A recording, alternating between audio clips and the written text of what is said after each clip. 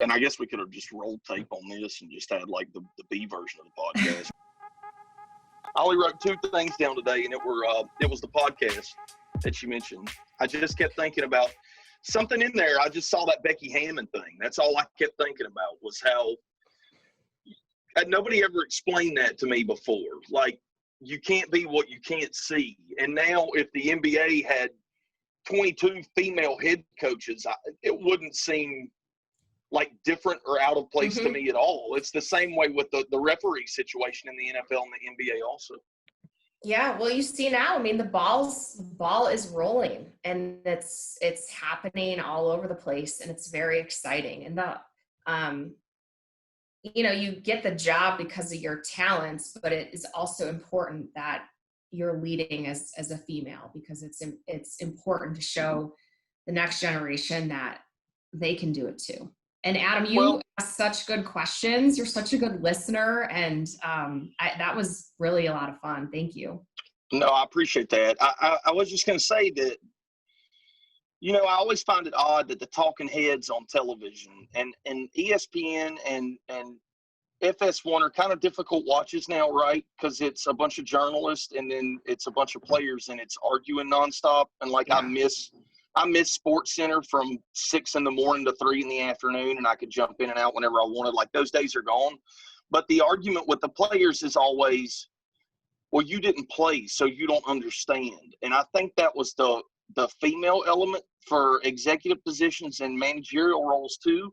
And all of the greatest coaches in the history of baseball have been lousy baseball players. And the better they were as a baseball player, they never won anything. Lou Piniella was a great second baseman, never won anything. I mean, he was a great coach, and I like to see him get fired up and everything. But he never won. He didn't do anything with Chicago. He had Griffey Jr. He didn't do anything with him. Look at Don Mattingly. Don Mattingly has a hard time keeping a job. Great ball player. You know what I mean? Bobby Cox was a lousy baseball player, but hung around for a long time and 14 straight division titles. So that argument is moot. I just want to throw that out there. I've never thought about it before. But yeah, well, there's a girl, Jess Kleinschmidt. She's one of the announcers for the A's, and she got this comment the other day on something she had posted online that was like, "Well, you weren't an athlete, so you wouldn't understand." And she was like, okay, first of all, she was a Division I athlete. And she goes, and I'm looking to my left and I'm looking to my right. And I'm like, neither of these guys were athletes, but you would never say that to them. Like, why are you trying to call me out on something that you don't even understand? So it's that inherent, it's that bias that we still have a lot of work to do. The greatest coach, I hate to admit this. The greatest two coaches of my lifetime. I'm from North Carolina, and I'm a massive Tar Heel fan. So, but Mike Krzyzewski and Bill Belichick in my lifetime, and I'm a Dolphins fan, so I hate to say that too. In my lifetime, are the two greatest coaches. And I was born in 1983, and from 1983 to now, they've done more than anybody else in their respective field, right? Look up their track records as players. Feel free, all right? Krzyzewski played at Army, all right? He had no future beyond that. And Bill Belichick is admittedly not a great football player, but can see things that other people can't see. He didn't pick that knowledge up by playing the game. He picked that knowledge up by having that particular either.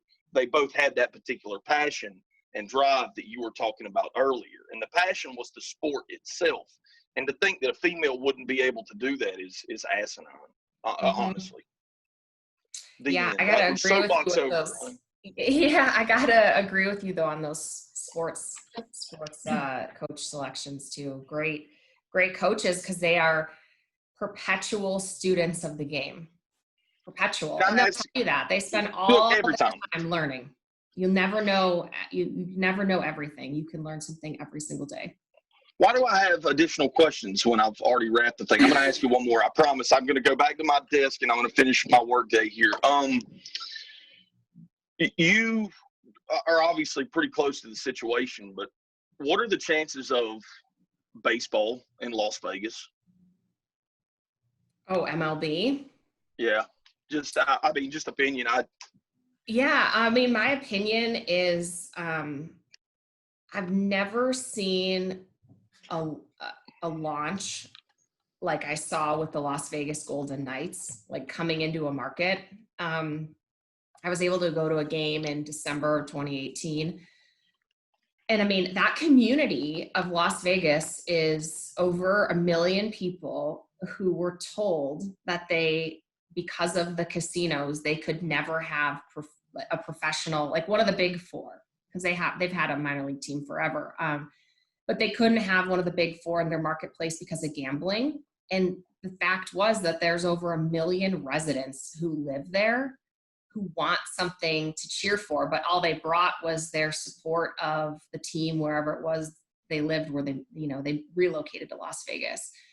And to see the way the community embraced the Golden Knights, and I'm so disappointed that we're not going to get to see the story unfold with the Rams. But I just think, like, if they were given an MLB baseball team, the support for that team by those residents, and knowing how big youth baseball is in Vegas, I think it would be incredible. I don't know what the likelihood is. There's a lot of markets that are being considered right now for expansion. That's certainly on the table. I would imagine most of those conversations have been stalled or delayed.